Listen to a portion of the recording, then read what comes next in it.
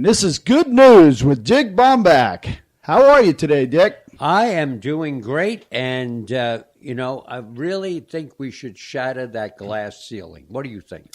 I think so. You left us hanging last week at 36,000 feet, and so I'm really curious about this glass ceiling.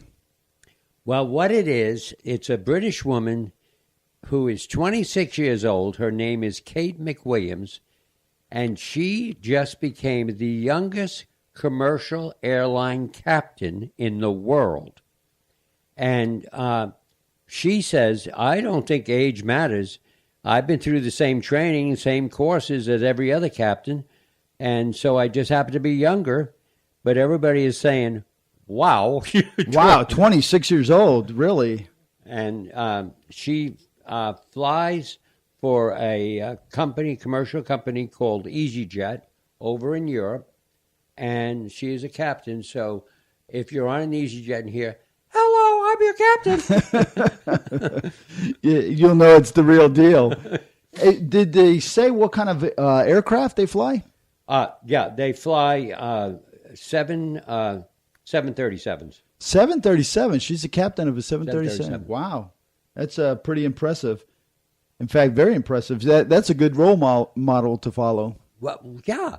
But for 26 years old. That's unbelievable, 26. You know, the next story, talking about age, the next story you have is the world's longest marriage ends in husband's death. Wife says it was a blessing to be married. Yeah, and I saw this as a good news story because, as you know, my wife, Diane, and I do the longest married couple project for the United States. Right. And we've had the honor of meeting these people with long marriages. Well, this is Karam Shan and Katari, his wife. They were married 90 years. 90 years? What, did they get married at 10? Well, I figured this out. He passed away at 111, which meant he would have been 21. 21. And she is right now 104, which means she would have been 14. Wow. But they have 27 grandchildren, 23 great-grandchildren. They got married December 1925. Wow. And they came from India to England, and they've been there ever since. And she said, now that he's gone, I pray that he is peaceful. And the kids said they never argued before they passed, and they had good health until their old age. Wow, that's an amazing story. You know, my grandparents on my mom's side, I think my grandmother was 14, and I think my grandfather was like 18 or 19 when they got married. Back then, it seemed like that was just The thing? The thing. Can I just give you one more on that? Yeah. Oh, yeah. Okay, the first year we did the longest married was a couple named Marshall and Winnie Kirkendall from Lordsburg, New Mexico, married 83 years. That's amazing. And I said, Marshall, why do you have an airfield across the street from your house? Go, people come. And I said, people come? This is the middle of nowhere. People come. Well, who came? Charlie. I said, Charlie? Charles Lindbergh came to his airfield in 1932. Oh, wow. In 1932. Yeah. Charlie, Jeff. Now he doesn't still fly, does he? No. Now, have you followed up on some of the people that you've done? Most of them have now passed away. There is one couple of the 6 years we've done so far that is still alive, and they're from Fairfield, Connecticut. They're now married, 83. Wow. And they were featured on the David Letterman show. Wow. Now, what was the one that you did on the Good Morning show, show? That was the Rockies, Dale and Alice Rocky. And she's the one that said, he does everything because he just says, yes, dear.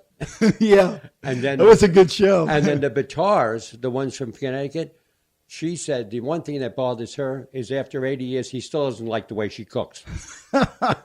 She must be doing something right with her cooking for him to be there that long. The next one you have is about trash. Picking through trash, slum resident fines $1,400 and blessings after returning it. Yeah, this is amazing. This happened a week ago. Bruno Temosalas withdrew $1,400. This happened down in Brazil. He drew $1,400 in cash, and he was in an envelope, and his brother-in-law, who was a 7-year-old kid, he put it in the trash by mistake.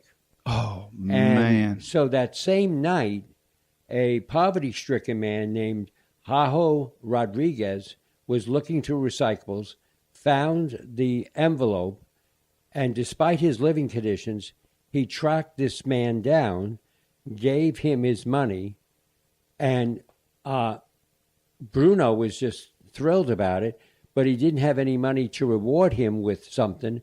But what he did is he told his friends, and Jaho now has a job in the construction industry. Oh, wow. What an amazing story. You know, have you noticed where the people that are the most down and out are the ones that do some of the kindest things? Yes. I wish know. everybody was like that. You know, So do I. it was an amazing story. You know, the next story we're going to postpone, and this is a really important time of the year for people here in the United States, and so we're going to continue on. You want to talk a little bit about this? Well, as we know, today is Election Day.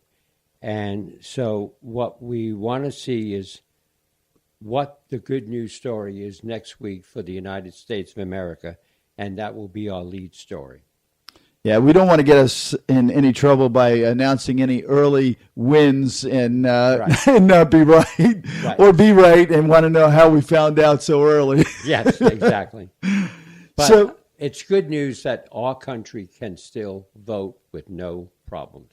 it is good news, and it's you know, we've been doing it for over 200 and some years, and for us to be able to do that and make it last, and here we are today doing it again, says a lot about who we are. Even though we have a lot of difficulties with each other sometimes, it seems like we are able to really pull it together when it matters. So until next week, when we get to say who it is that'll be leading our country, this has been Good News with Dick Baumbach.